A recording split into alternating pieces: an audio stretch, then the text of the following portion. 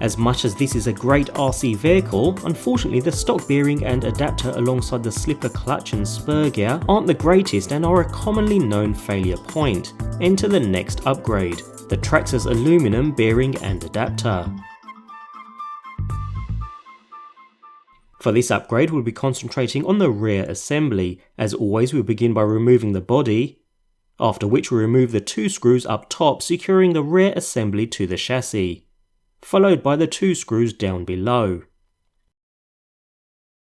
The rear assembly then comes away from the chassis, as easy as that.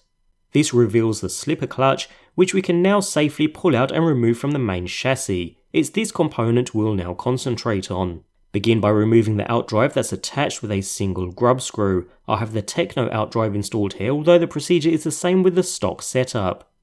Next we need to remove the single nut at the top of the slipper clutch, after which we can remove the spring that follows, and finally get to the bearing and the adapter. This is a known failure point in this vehicle, so it's a good idea to swap it over with the aluminum set. Simply seat the adapter in place, followed by the bearing,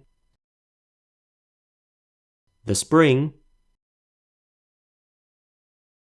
and then the nut we previously removed, tightening it all the way down and then releasing it by about half a turn. Finally, we reinstall the outdrive using the grub screw previously removed. Adding a little thread locker won't hurt here, and we're pretty much done.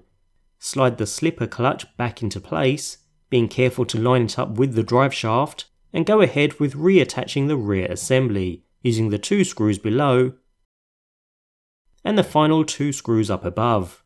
Upgrade complete, a simple, cheap yet effective way of avoiding the common adapter problems.